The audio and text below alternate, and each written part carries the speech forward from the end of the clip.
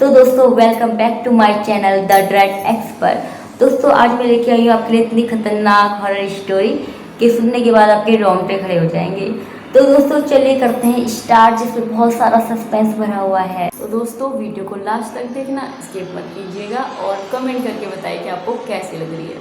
और अगर आपने कमेंट करके बताया तो कल हम फिर से इसी वक्त आपके लिए लेके आएंगे एक मज़ेदार स्टोरी, जिसको सुनने के बाद आपको रात में नींद नहीं आएगी। तो चलिए दोस्तों करते हैं हम स्टार्ट। और अब आप गौर से सुनिए ये स्टोरी को, ध्यान से सुनना।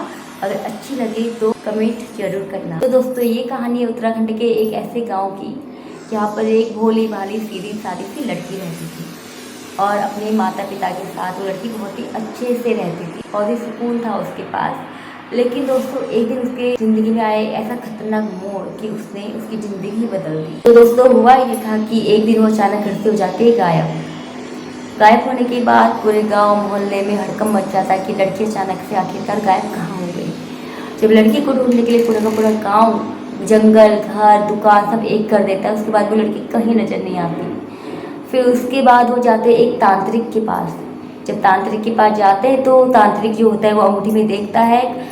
अंगूठी जो होती है उसमें लगा होता है एक वाइट कलर का स्टोन, उसमें वो काले कलर का काजल लगाता है, कुछ मंत्र फूंकता है, उसमें फिर देखता है और उसमें वो ही देख सकता है जो मतलब बड़ा ना हो, वो एज में कम हो, मतलब कि बच्चे देख सकते हैं उस अंगूठी में, और उसके अलावा कोई नहीं। बुलाता है तो फिर वो तांत्रिक बुलाता है 7 साल के बच्चे को, वो अंगूठी में देख के बताता है कि आपकी बेटी तो अभी इस वक्त खिड़की पर बैठी हुई है और बहुत ही ज़्यादा उदास बैठी हुई है, लेकिन आप लोग वहाँ पर जा नहीं सकते हो, ये इसमें दिखा रहा है, क्योंकि वो लड़की बहुत दूर जा चुकी है और लेकिन वो लड़की भी जिंदा है, उसको कुछ नहीं हुआ है। फिर वो लोग फिर दूसरे दिन फिर आते हैं, फिर अंगूठी में दिखवाते हैं उस बच्चे से तांत्रिक के द्वारा कि वो लड़की जो है एक आलीशान बंगले में है। दोस्तों ऐसे करते करते फिर उसके घर वालों ने उम्मीद ही छोड़ दी कि उनको इतनी तसल्ली थी कि हाँ वो लड़की जो है वो जिंदा है। तो दोस्तों एक दिन क्या हुआ कि इस बात को बीत गए आपके 14-15 साल। दोस्तों 14-15 साल इस बात को जब बीत गए तो फिर उसके बाद एक दिन सुबह सुबह ब्लैक साड़ी पहने हुए, 2 बच्चे लिए हुए, एक आदमी को लिए हुए वो लड़की वापस अपने घर लौट आई। और जब घर लौट रही थी तो रास्ते में लोग उसको घूर घूर कर देखने लग गए कि ये इतने सालों बाद कहाँ से अचानक से आ गई।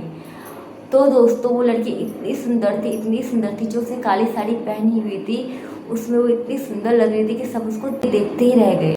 और जो उसके साथ जो आदमी आया हुआ था वो बिल्कुल भी सुंदर नहीं था दोस्तों, एकदम से किसी की बॉडी शेमिंग नहीं करनी चाहिए, लेकिन वो एकदम डार्क था और उसके मुंह पे जो होते हैं, जो खद्दे होते हैं छोटे छोटे वो बने हुए थे।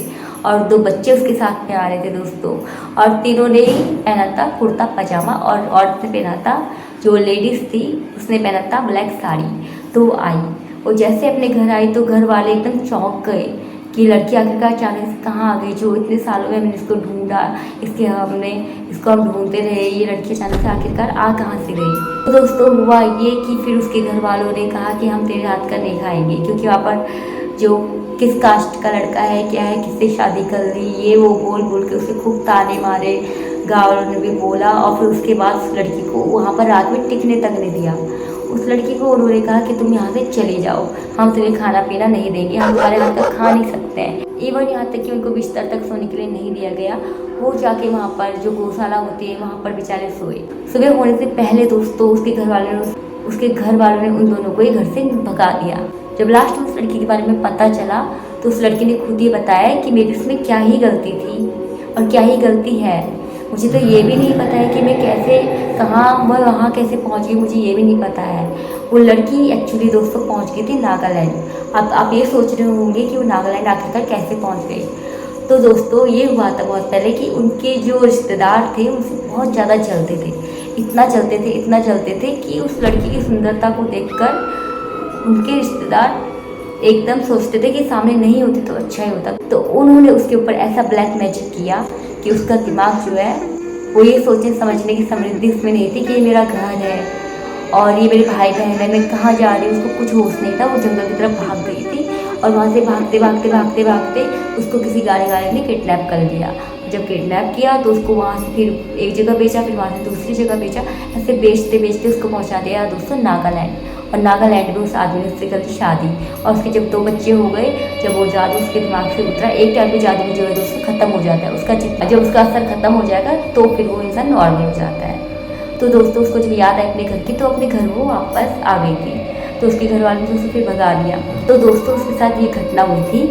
दोस्तों मैं तो ये सोचती हूँ कि ऐसा आखिर का करना है, क्या उस लड़की की कोई गलती नहीं थी। और दोस्तों आप भी सतर्क रहिए, क्योंकि दोस्तों आपके भी आसपास में बहुत सारे रिश्तेदार हैं, मैं किसी को बुरा नहीं बोल रही हूँ, लेकिन जिसके भी हाथ का खाना है सोच समझ के खाना है। ये दुनिया बहुत बड़ी है और यहाँ पर कुछ भी हो सकता है कि अगला नंबर आपका हो या फिर हमारा हो।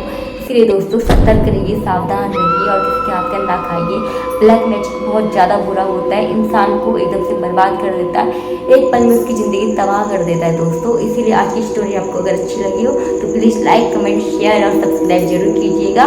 और दोस्तों अगर और आपको इंटरेस्टिंग स्टोरी चाहिए होगी तो हमारे चैनल पर कमेंट कीजिएगा। कल हम फिर से मिलते हैं आपको इसी टाइम पर, और चैनल को सब्सक्राइब जरूर करिएगा दूसरी वीडियो के साथ। तब तक के लिए बाय बाय।